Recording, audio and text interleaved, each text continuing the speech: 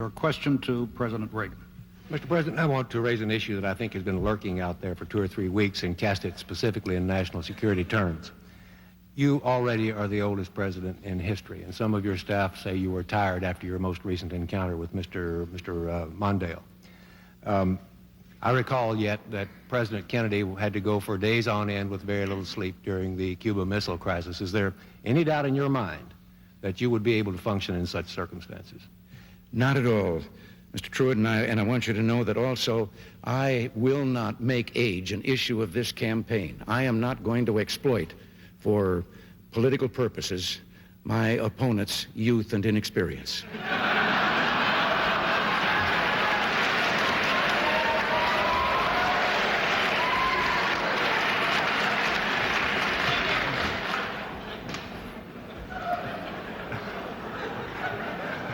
If I still have time, I might add, Mr. Truitt, I might add that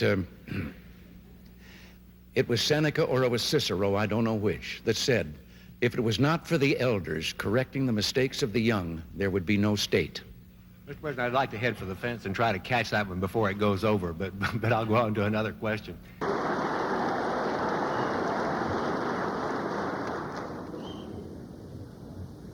Mr. Speaker, Mr. President, distinguished members of the Congress, honored guests, and fellow citizens.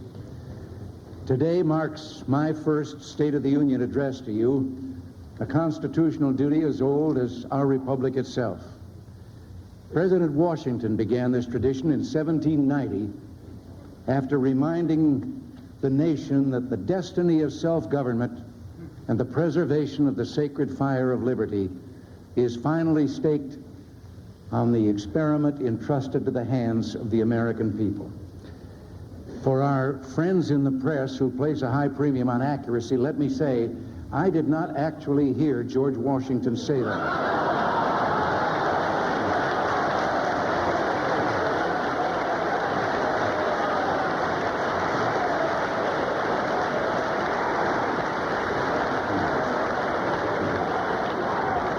But it is a matter of historic record. On our way here in Air Force One, I was looking down over your countryside out here because most of the way from Oklahoma, I was looking down at clouds. And I could say that it reminded me of a story, but actually I wanted to tell the story whether anything reminded me or not. It was about a fella that was driving down a country road, and all of a sudden I looked out, and there beside him was a chicken. He was doing about 45, and the chicken was running alongside. So he stepped on the gas, he got it up to about 60, and the chicken caught up with him and was right beside him again. And then he thought, as he was looking at him, that the chicken had 3 legs. But before he could really make up his mind for sure, the chicken took off out in front of him at 60 miles an hour, turned down a lane into a barnyard. Well, he made a quick turn and went down into the barnyard too, and there was a farmer standing there. And he asked him, he said, did a chicken come past you? And he said, yeah. Well, he said, am I crazy, or did the chicken have 3 legs? And he says, yep, it's mine. He says, I breed 3-legged chickens. And the fellow said, for heaven's sakes, why? Well, he says, I like the drumstick, Ma likes the drumstick, and now the kid likes the drumstick, and we just got tired of fighting for him. And the driver said, well, how does it taste? He says, I don't know. I've never been able to catch one.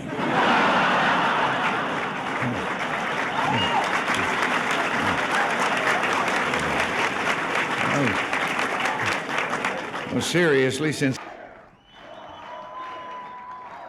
Thank you very much. Thank you all.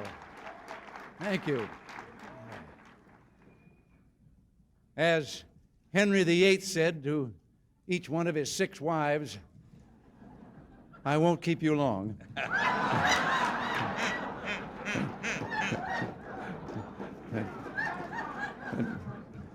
I spoke of the difference between our 2 countries. I try to follow the humor of the Russian people. We don't hear much about the Russian people. We hear about the Russian leaders. But you can learn a lot because they do have a sense of humor, and you can learn from the jokes they're telling.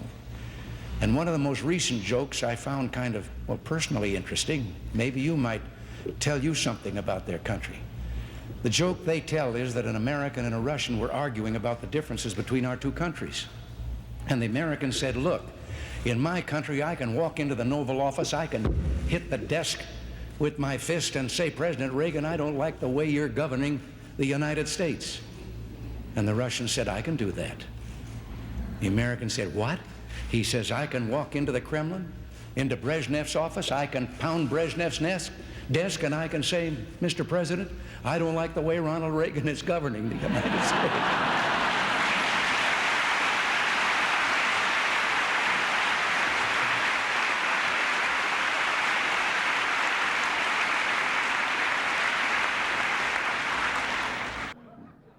Now, I know that a lot of you have been having some fun with my advancing years.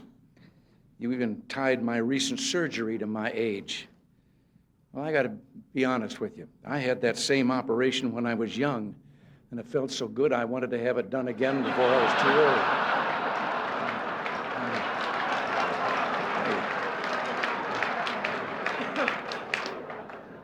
But I am aware of my age. When I go in for a physical now, they no longer ask me how old I am. They just carbon date me. Incidentally, I've got a news item for you. We have a spin-off from our Star Wars research. It's a helmet for me to wear at press conferences. All I do is push a button and it shoots down incoming questions. You have to admit, though, that my attitude is better than linebacker George Atkinson's when he was with the Oakland Raiders. Someone asked him what the player's reaction would be if the press box blew up. He said we'd have 30 seconds of respectful silence and then continue with enthusiasm. Now, honest, I don't feel that way. Maybe once in a while. Nancy, would you like to join me up here please?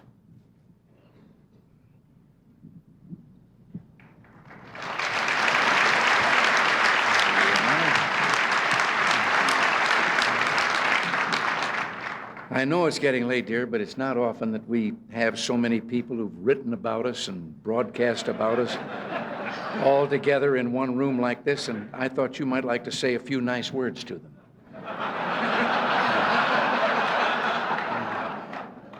They're all from the press and radio and television. Maybe just a friendly little greeting would do.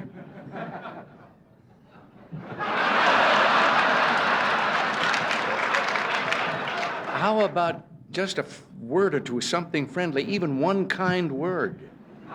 I'm thinking. Seriously, my friends, as always, we've had our share of laughs tonight at one another's expense, which is as it should be in a city where the issues are important and the passions run so deep. Maybe the fun and good nature of evenings like this is a good place to start. So thank you for your hospitality and thank you for inviting us. Thank you. All right. Thank you.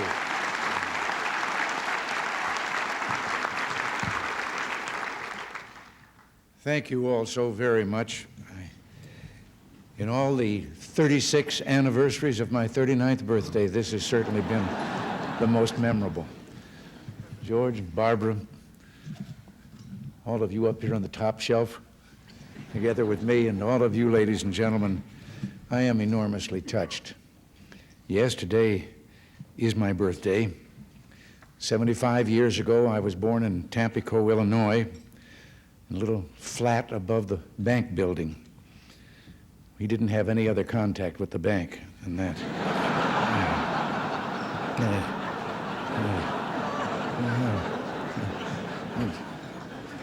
Now, here I am, sort of living above the store again.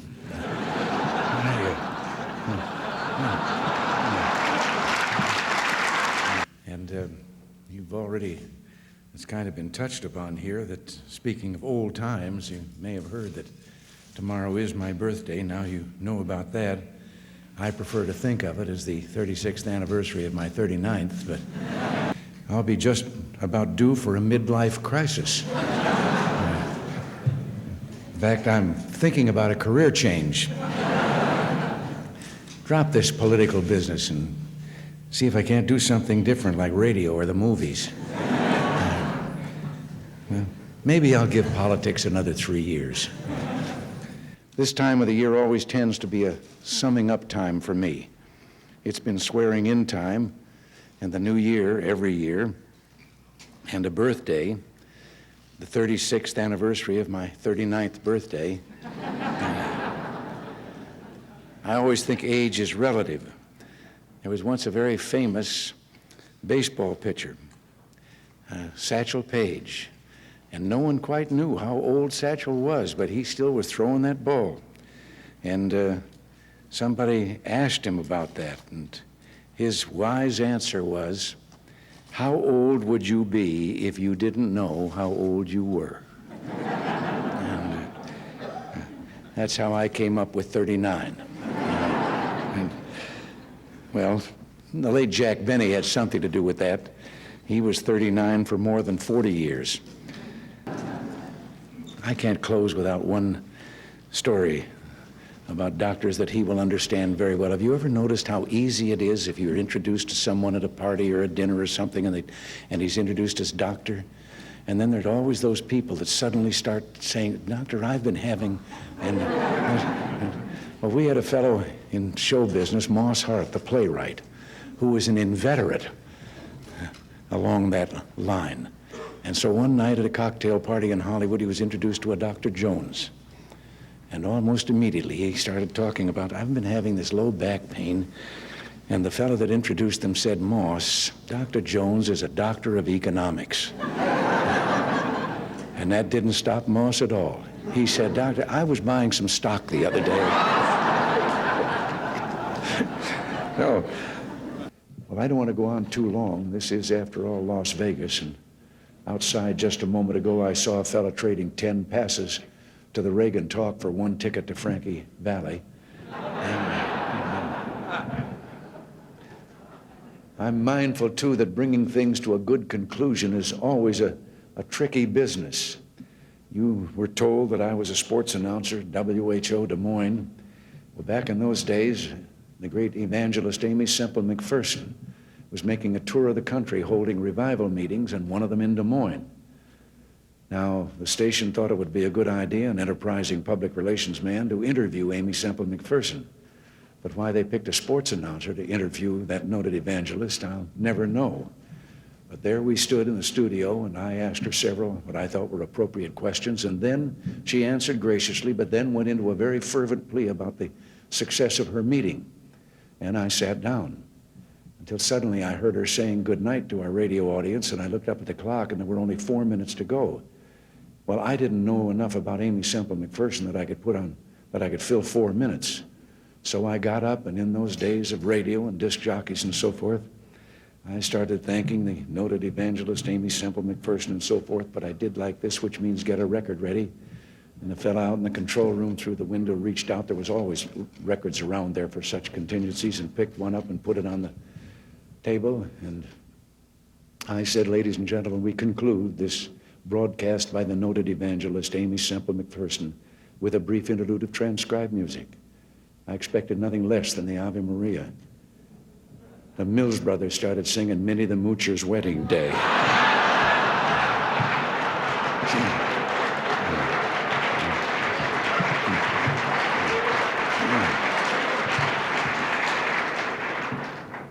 She never did say goodbye. She just slammed the studio door as she went out.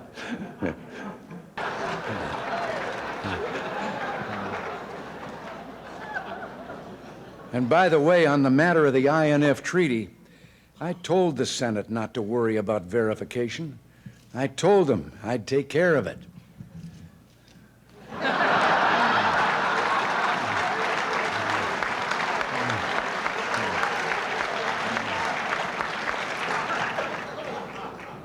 And while Gorbachev was here, I even made him write 100 times, "I will not cheat, I will not cheat."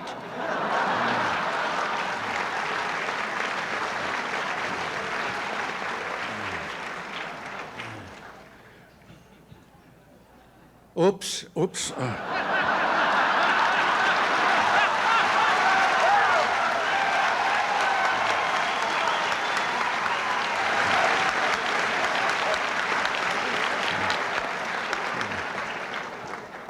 Well, now, during my presidency, I've always emphasized diplomacy. But sometimes it comes to the point you have to use force in foreign affairs.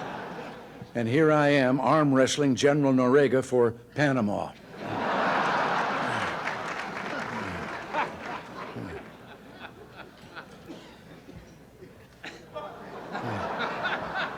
We really enjoyed our trip to China, and we're amazed that the population was over 1 billion people. And as you can see here, the lines are terrible.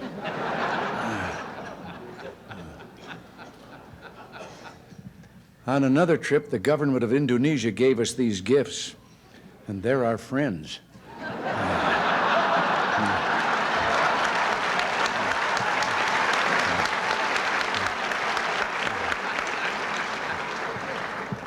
Actually, I love this shirt. I finally found something louder than Sam Donaldson.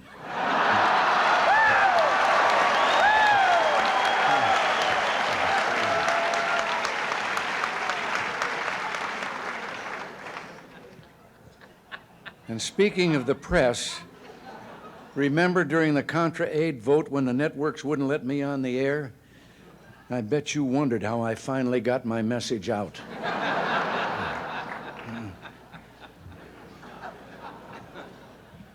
It's no secret that the press and I sometimes don't get along. In addition to my standard ploy of using helicopter noise to avoid reporters' questions, I've now added a new method to avoid questions: tear gas.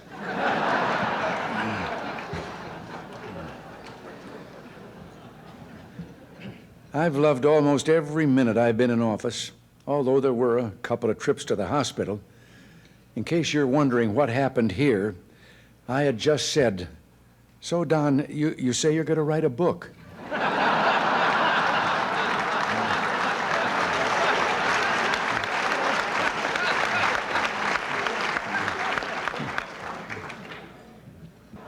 One of my greatest enjoyments is talking to the young men and women who defend us from attack. Here I am on top of the White House, and the soldier is explaining where he thinks the next book will come from.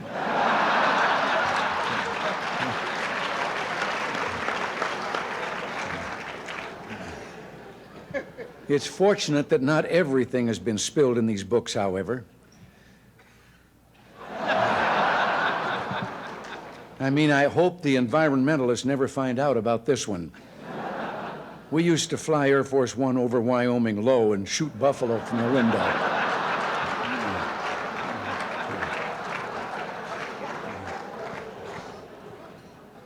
But I'll tell you someone I trust totally, George Bush. He's been a wonderful vice president, and he'll make an excellent president. And that's why I endorsed him and why I'll work hard for him this fall. Here we are listening to one of his speeches.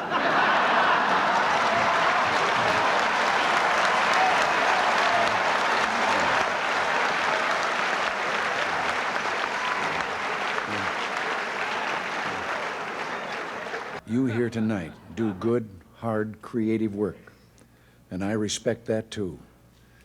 So, as we say our farewells here tonight, this salute's for you.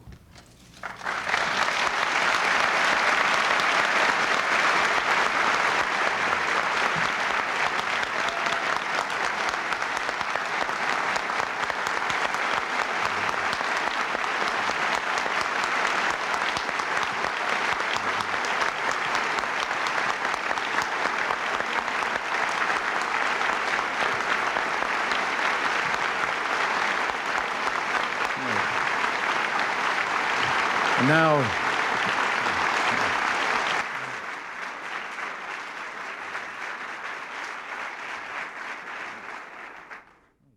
thank you very much, but I think George and I should be applauding you.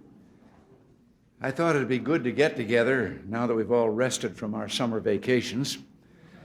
Although it's true summer vacations aren't always restful, you know that leads to a story. There was a fellow that was on his way to a mountain resort, and a policeman stopped him and said, "Did you know that you're driving without taillights?" And the driver hopped out of the car. He was so badly shaken that the officer took pity on him and said, well, now, wait a minute, calm down. It's not that serious an infraction. The fellow said, it may not mean much to you, but to me it means I've lost my trailer, a wife, and 4 kids.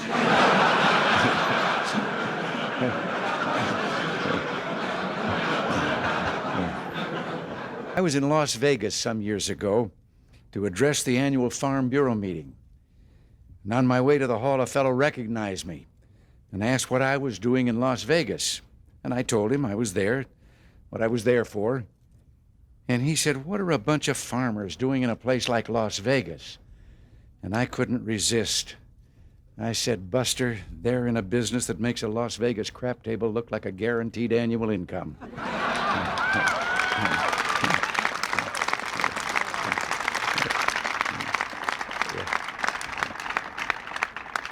You know, there's a story about a pig and a chicken. They got tired of farm life, decided to find jobs in town. They no sooner arrived in town when the chicken spotted a sign in the window of a restaurant. It said ham and eggs, $1.25. The chicken suggested they go in and apply. And the pig said, wait a minute. For you, this job only requires a contribution. For me, it's a total commitment. You know, I can't resist. I'm accused, and certainly in some elements accuse me of too much of telling anecdotes and so forth. But I think it'd be appropriate before I say anything else that one of my favorite stories about government had to do with an employee who sat at a desk and papers came to his desk. He read them and determined where they were to go and initialed them and sent them on. And one day a classified document came there, but it came to him, so he read it, initialed it, and sent it on. 24 hours later, it came back to him with a note attached that said, you weren't supposed to see this. Erase your initials and initial the erasure.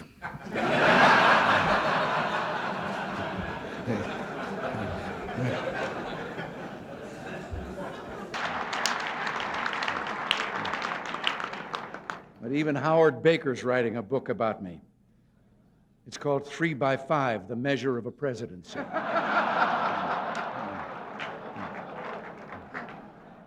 Mike Devers, in his book, said that I had a short attention span. Well, I was going to reply to that, but oh, what the hell, let's move on to something else.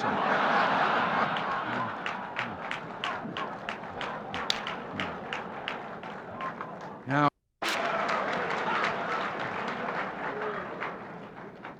George Bush is doing well. George has been a wonderful vice president, but nobody's perfect. I put him in charge of anti-terrorism, and the McLaughlin Group is still on the air.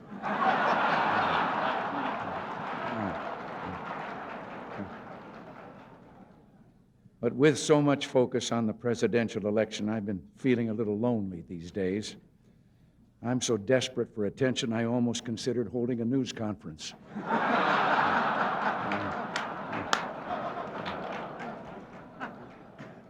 I've even had time to watch the Oscars. I was a little disappointed in that movie, The Last Emperor. I thought it was going to be about Don Reagan.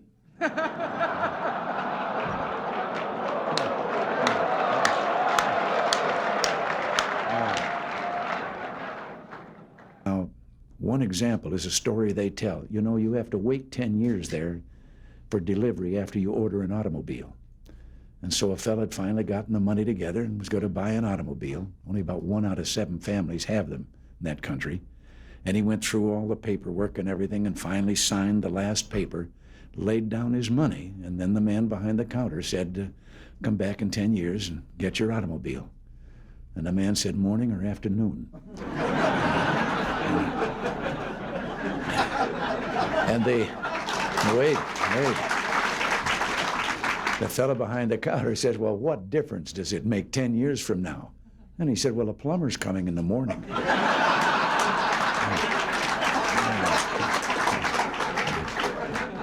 I know that some of you are no beginners when it comes to writing headlines. Reminds me a little bit of a cub reporter. You knew that something would remind me of a story. A cub reporter whose first solo assignment was interviewing a fellow who was just going to have a birthday that made him the oldest person in town. And he got to the address. It was an older building out in the outskirts of the city, and elderly gentleman ushered him in. He sat down, and the reporter determined he was the man, and he said he was there for the interview, and he led right to the matter about how old are you, and the man said 96. He said, to what do you attribute your longevity? And the fellow said, I don't smoke, drink, or run around with wild women. And at that moment, there was a crash from upstairs. And the reporter looked up, and he said, what was that? The old boy said, oh, that's Dad. He's drunk again.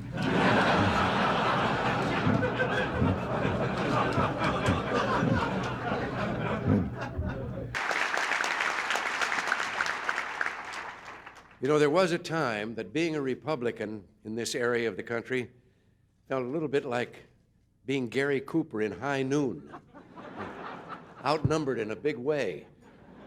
I remember the story of the fella here a while ago who was running for Congress as a Republican. He stopped by a farm to do some campaigning, and when the farmer heard he was a Republican, his jaw dropped, and he said, wait right here. He said, while I get Ma. She's never seen a Republican before. So he got Ma, and the candidate looked around for a podium to give his speech from. The only thing he could find was a pile of that stuff that Bess Truman took 35 years trying to get Harry to call fertilizer. So he got up on the mound, and when they came back, he gave his speech. End of it, the farmer says, that's the first time I've ever heard a Republican speech. The candidate said, that's the first time I've ever given a Republican speech from a Democratic platform.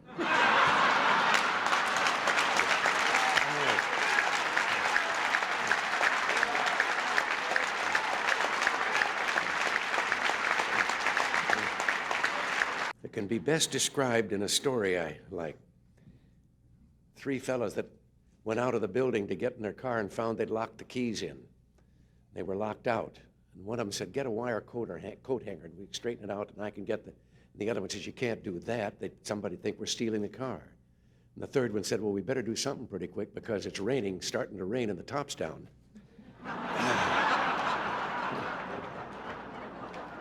This convention brings back so many memories to a fellow like me. I can still remember my first Republican convention. Abraham Lincoln giving a speech that sent tingles down my spine. No, I have to confess I wasn't actually there. The truth is, way back then, I belonged to the other party. Seems that 25 of San Francisco's top bootleggers, this is a little story to illustrate what I've just said about candor. They were arrested back there in those days of the Volstead Act, and as they were being arraigned, the judge asked the usual question, of course, about their occupation. And the first 24 were all engaged in the same professional activity. Each claimed he was a realtor. And then he got to the last one, the 25th, and says, and what are you? He asked the last prisoner, and the fellow says, Your Honor, I'm a bootlegger. And the judge, he was surprised, but he laughed, and he said, well, how's business? He said it'd be a lot better if there weren't so many realtors around. President Alfonso and I have much in common. We both have gone through many campaigns and asked for votes from many different kinds of people. Down in Texas during the 1976 primary, they had me out knocking on doors. And I remember one kind of rural area. I'd been governor of California, but I wasn't all that well known in Texas, and I knocked on the door, and an old fellow in his undershirt and jeans came to the door, and I told him I was running for president, and having been in the occupation I'd been in for a number of years, I was kind of surprised when he asked me what I'd done for a living. And I told him I'd been an actor, and then he asked me what my name was. And I thought, well, maybe if I give him a hint. And so I said, well, my initials were RR. And with that, a face lit up, and he turned and he ran back into the house, and he was yelling, Ma, Ma, come on out here quick. Roy Rogers is outside.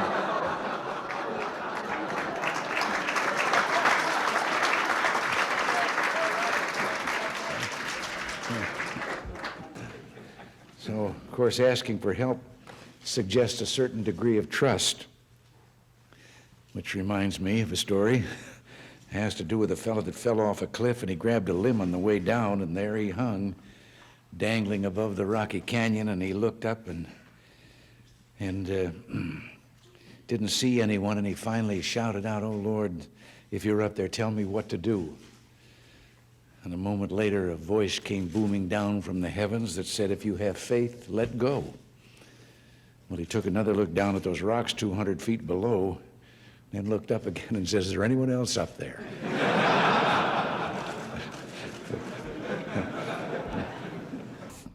We're to the fourth cartoon. Now, this one, it's titled The Great Communicator, but as you can see, there's been some mistake there. They left the balloon blank, so I think that I will start filling it in.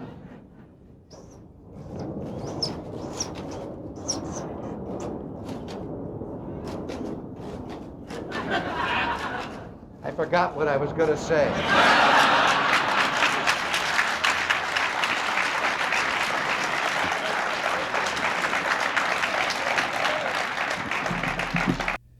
Reminds me a little bit of the story of the man that took his young son-in-law out and was going to introduce him to golf, and told him all that he had to do and teed up the ball, and the kid took a swing and he missed the golf ball entirely, but hit a ant's nest there and into the air, and so lined up and took a crack at it, and again hit another gouge out of the ant's nest, and now there were ants flying all the way through the air, and as he lined up for the third try, 2 ants peeked out of the crater that he'd left, and one of them said, "If we want to survive this, we better get on the ball."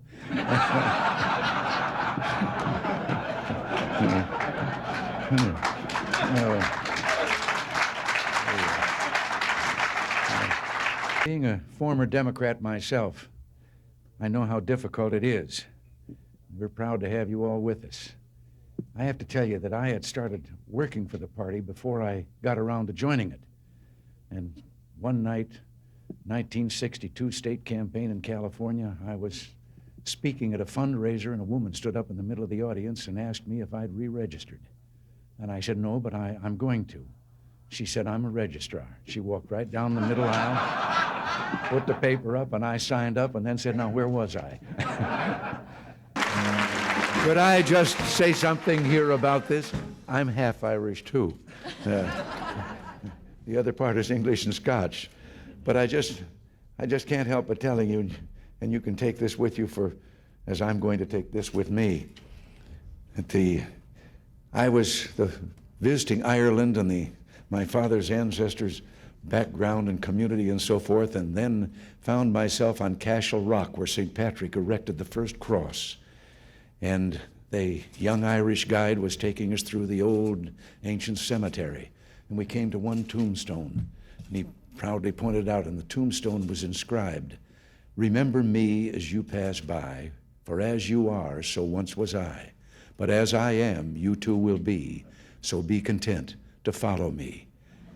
And this had proven too much for some Irish who had scratched on the stone underneath, "To follow you, I am content. I wish I knew which way you went." You know, so much of what we're trying to do, and so much of this, depended on real communications. And I can't resist. I've told this story before, and if some of you have heard it before, it illustrates communications. You'll have to forgive me, but life not only begins, or lumbago, I should say, not only begins at 40, but so does the tendency to tell the same story over and over again. But I've always thought of the importance of communication and how much a part it plays in what you and I, what all of us are trying to do. And one day, a former place kicker with the Los Angeles Rams, who later became a sports announcer, Danny Villanueva, told me about communications. He said he'd been having dinner over at the home of a young ball player with the Dodgers. The young wife was bustling about getting the dinner ready. They were talking sports, and the baby started to cry. And over her shoulder, his busy wife said to the ball player, "Change the baby." And he was a young fella, and he was embarrassed in front of Danny, and he said, "What do you mean, change the baby? I'm a ball player. That's not my line of work." And she turned around, put her hands on her hips, and she communicated. She said, look, Buster, you lay the diaper out like a diamond, you put second base on home plate, you put the baby's bottom on the pitcher's mound, you hook up first and third, slide home underneath, and if it starts to rain, the game ain't called, you start all over.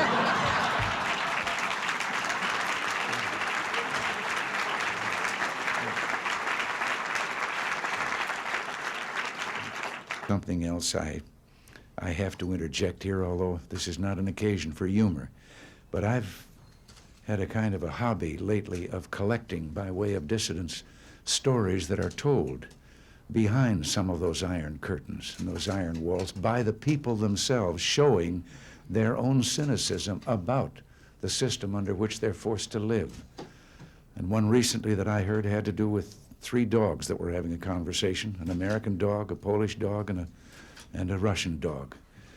And the American dog was telling them about how, well, he barks, and then in our country, his master gives him some meat, and the Polish dog said, what's meat? And the Russian dog says, what's bark? It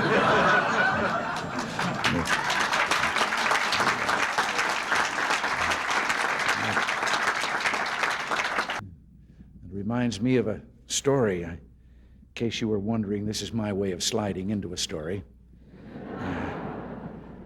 Many of you here work on East-West trade issues, and I like to collect stories that I can verify that the Russian people tell among themselves, so I'm going to tell you this one. It's about General Secretary Gorbachev. Seems that as part of the campaign to straighten things out there in his country, he had issued an order that everyone caught speeding or seen speeding should get a ticket, no matter how important they might be. Well, one morning he was out at his country home and realized that he was running late for a meeting that he had in the Kremlin, and he went out to get in his car and told the driver to get in the back seat that he'd drive. And he did, and down the street he went, and they passed 2 motorcycle policemen, and the one of them took off after him. And a little while later he came back and joined his companion, the other motorcycle officer, and the fellow said, did you give him a ticket? And he said, no. Well, he said, why not? Well, he said, no, this was someone too important. Well, he said, we were told to give it no matter who it was that they were going to take. No, he says, not that. Well, he said, who was it? Well, he said, I don't know, I couldn't recognize him there. But his driver is Gorbachev.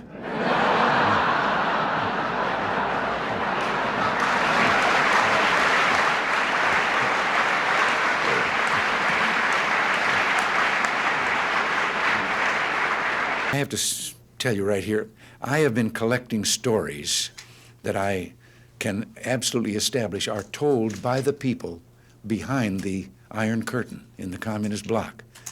And they're stories that reveal their kind of cynicism about the system under which they live. And one of the more recent ones that I heard was about the man walking along the street at night, Moscow. Soviet soldier called to him to halt. He started to run. The soldier shot him. And another man said, why did you do that? Well, he said, curfew. Well, he said, it isn't curfew yet. He said, I know. He's a friend of mine. I know where he lives. He couldn't have made it.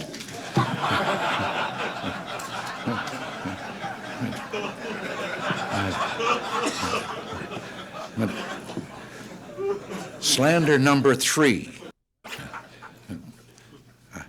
That does, I shouldn't, I know, but that does trigger another one of those stories I've picked up from over there.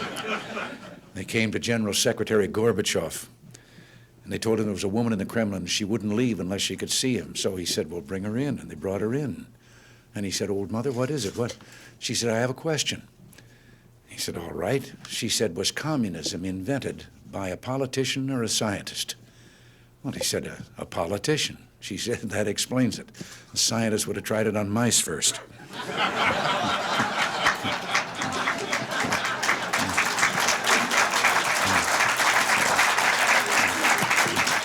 You know, there's a story about a young fellow from the city who hired out to work on a farm during the harvest season.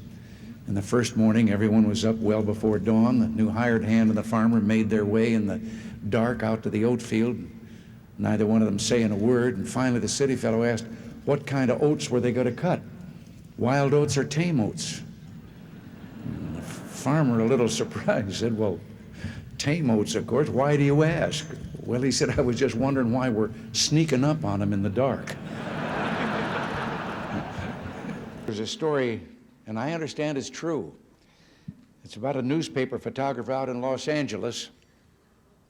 Kind of reminds me of Howard. He was called in by his editor and told of a fire that was raging in Palos Verdes. That's a hilly area in the southern part of Los Angeles County.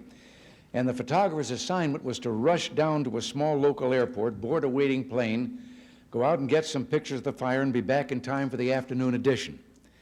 Well, he raced down the freeway, broke all the traffic laws, got to the airport, drove his car to the end of the runway, and sure enough, there was a plane revving up its engines, ready to go. He jumped in the plane shouting, "Let's go," and they were off.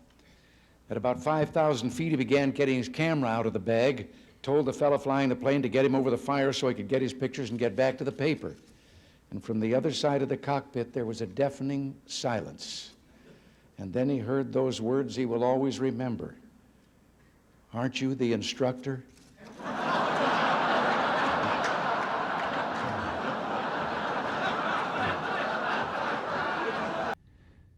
You know, when I think of the welfare system, it reminds me of a story, and I know some here have heard me tell this before, and maybe everybody knows it, but pretend that you haven't heard it because I like to tell the story. It's a story about the parent with the two children and two sons, and one of them was a dyed-in-the-wool pessimist, and the other one was an incurable optimist. And they thought they were both so unrealistic that they talked to a psychiatrist about it, and he said he thought he could solve the problem. And they said, well, what? Well, he said, let's get the most magnificent set of toys any boy ever had, and we'll put him in a room. We'll take the pessimist there, and then we'll turn him loose, and when he sees those toys and knows they're all for him, he'll get over being a pessimist. Well, he said, what are you going to do about the optimist? Well, he said, I have a friend who's got a racing stable, and he said, we can get quite a quantity of what they clean out of the stable, and we'll put that in another room, and when the optimist has seen his brother get those toys, and then he gets that, he'll get over being an optimist. Well, they did it. Finally, after a period, they then went in and followed in where the boy was with the toys, and he was sitting there crying. And they said, what are you crying about? He said, well, I know somebody's going to come and take these away from me. And they went down to the room with the optimist, and he was on that top of that pile of stuff, and he was throwing it over his shoulder as fast as he could. And they said, what are you doing? He says, there's got to be a pony in here somewhere.